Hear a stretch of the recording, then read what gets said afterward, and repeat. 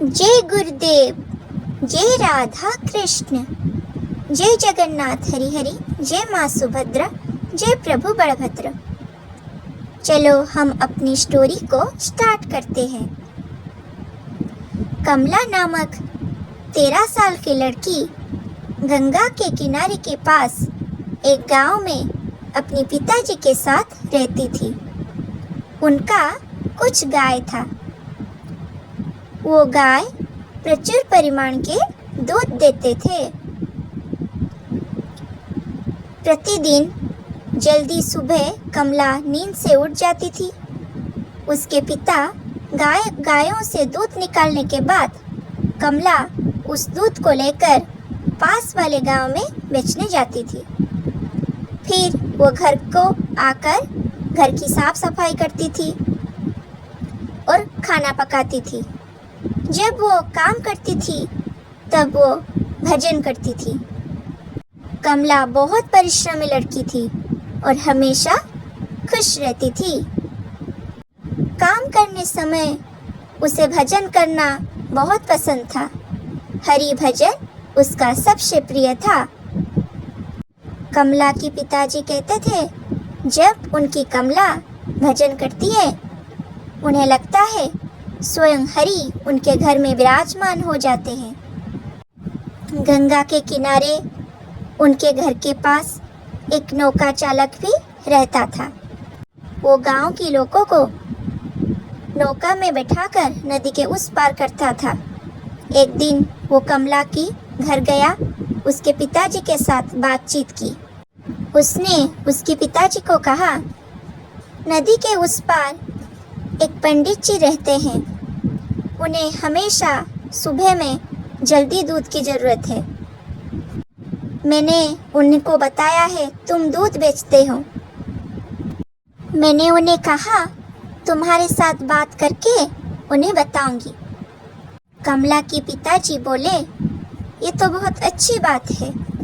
हाँ, मैं भी उन्हें दूध दे दूंगी। अपनी कमला को उनके घर भिजवा दूंगी और वो उन्हें जल्दी दूध देकर चली आएगी। पर मेरी कमला कैसे जाएगी? नदी पार कैसे करेगी? नौका चालक ने बोला, ये कौन सी बात है? मैं तो लोगों को नदी पार करती हूँ, आपकी बेटी को भी कर दूंगी। कमला के पिताजी ने कमला को बोला, तुम कल से दूध पंडित जी के घर में दे देना। नौका चालक के साथ चले जाना। उस दिन के बाद कमला जल्दी सुबह उठकर पंडित जी को दूध देने के लिए जल्दी ही नदी के किनारे पहुंच गई और उसे नौका चालक ने नदी पार कर दिया और वो पंडित जी के घर पे पहुंचकर पंडित जी को दूध देती। पंडित जी जल्दी ही दूध पाकर बहुत खुश हो गए। वो दूध लेकर कमला को बोले, क्या तुम हमेशा इस तरह जल्दी मुझे दूध दे सकते हो? कमला ने बोला, जी हाँ पंडित जी, मैं आपको हमेशा जल्दी दूध दे दूंगी।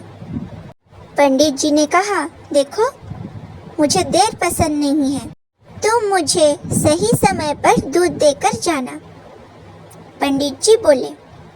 कमला बोली, जी हाँ, मैं जल्दी दूध देकर आ जाऊंगी। पंडित जी बोले, हम तुमको हर शुक्रवार अपराह्न में दूध के पैसे दे दूंगी। कमला बोली, अरे ये तो बहुत अच्छी बात है। उस दिन से कमला हर सुबह नदी पार होकर पंडित जी को दूध देकर आती थी।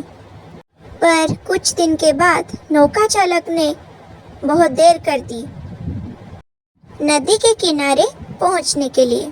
इसीलिए कमला को नदी पार होने में बहुत वक्त लगता था और वो देर से भी पंडित जी के घर में पहुंचती थी और पंडित जी बहुत गुस्सा हो जाते थे। वो कहते थे, मुझे जल्दी दूध चाहिए और तुम देर करके आती हो। कमला ने पंडित जी को बोला, देखिए पंडित जी, मेरा उसमें कोई दोष नहीं है। नौका चालक भैया देर से आते हैं और इसीलिए हमारी देर होती है। पंडित जी ने कहा, मुझे उसमें कुछ नहीं, तुम्हें जल्दी ही आना है। तुमको सही समय पर दूध देना है। उन्होंने बहुत गुस्सा किया कमला के ऊपर। कमला ये बात सुनकर रोते हुए अपनी घर को आई। शुक्रवार के दिन अपराह्न में कमला नदी पार होकर पंडित जी के घर दूध के पैसे लेने के लिए गई। उस दिन पंडित जी के घर में बहुत लोग आए थे। लोगों को पंडित जी सत्संग कर रहे थे, धर्म ग्रंथ पढ़कर सुना रहे थे। वो ग्रंथ पढ़कर समझा रहे थे, जन्म से मृत्यु पर्यंत जीवन यात्रा समुद्र स्वरूप होता है। समुद्र पार करना स्वरूप कष्ट साध्य होता है, परंतु भय की कोई आवश्यकता नहीं है, कोई भी कारण नहीं है। हरि नाम लेकर तुम अत्यंत सहज सरल से चलकर ये समुद्र पार कर सकते हो। ठीक इस समय कमला पंडित जी के घर में पहुंची और समुद्र पार करने के संपर्क में सुना। उसमें मन में सोचा, मुझे समुद्र पार करने में कोई नहीं, कुछ नहीं है। मतलब कोई समस्या नहीं थी, उसे तो बस एक नदी पार करने में समस्या थी। उसके बाद वाले सुबह कमला दूध लेकर नदी के किनारे नौका चालक को अपेक्षा करके बैठी। उस दिन भी नौका चालक नहीं आया था। उसने मन ही सोचा, इस बार भी देर हो जाएगा और पंडित जी गुस्सा करेंगे। उस समय उसको याद आया, पंडित जी कह रहे थे जो सत्संग में, हरि नाम लेकर तुम समुद्र पार कर सकते हो। उसने सोचा, मैं क्यों ना ये करूं? पंडित जी तो बोल रहे थे हरि नाम लेकर कोई भी समुद्र पार कर सकता है, मुझे तो बस एक नदी ही पार करनी है, तो हरि ही मुझे इसमें रक्षा करेंगी। तो उसने हरि नाम लेना शुरू किया और हरि नाम करते करते उसने नदी को पार कर लिया और पंडित जी के घर में पहुंच गई। पंडित जी ने कहा, उसे देखकर, आज तुम इतने जल्दी आ गए? कमला ने कहा, जी हाँ, आज मैं जल्दी आ गए। उसने पंडित जी को दूध दिया और धन्यवाद भी कही। पंडित जी उसके धन्यवाद सुनकर हैरान हो गए और उसे पूछा, धन्यवाद क्यों? और आज तुम इतने जल्दी कैसे आ गए हो? नौका चालक जल्दी आ गया था क्या? ऐसे हैरान और आश्चर्य होकर पंडित जी ने कमला को पूछा। कमला हैरान होकर बोली, आपको तो सब पता थी, आपने ही मुझे नहीं बताया था। कल ही सत्संग में कह रहे थे हरि नाम लेकर समुद्र पार कर सकते हो। पंडित जी बोले, हाँ, हम कल सत्संग में कह रहे थे हरि नाम लेकर संसार समुद्र को पार कर सकते हैं। कमला बोली, हाँ, हमने तो हरि नाम लेकर नदी को पार कर लिया। समुद्र तो बहुत बड़ा है, नदी तो छोटा है, तो हम भी नदी पार कर ली। पंडित जी हैरान होकर बोले, मुझे तो दिखाना तुमने कैसे पार किया। कमला बोली, आप आगे जाइए, मैं आपके पीछे जाती हूँ। पंडित जी जब नदी के पास पहुँचे और उसके अंदर गए तो उनकी पैर तो पानी में डूब गई और वो पानी में डूबने लगे। तो कमला ने हरि हरि नाम बोलकर पंडित जी को बचा लिया।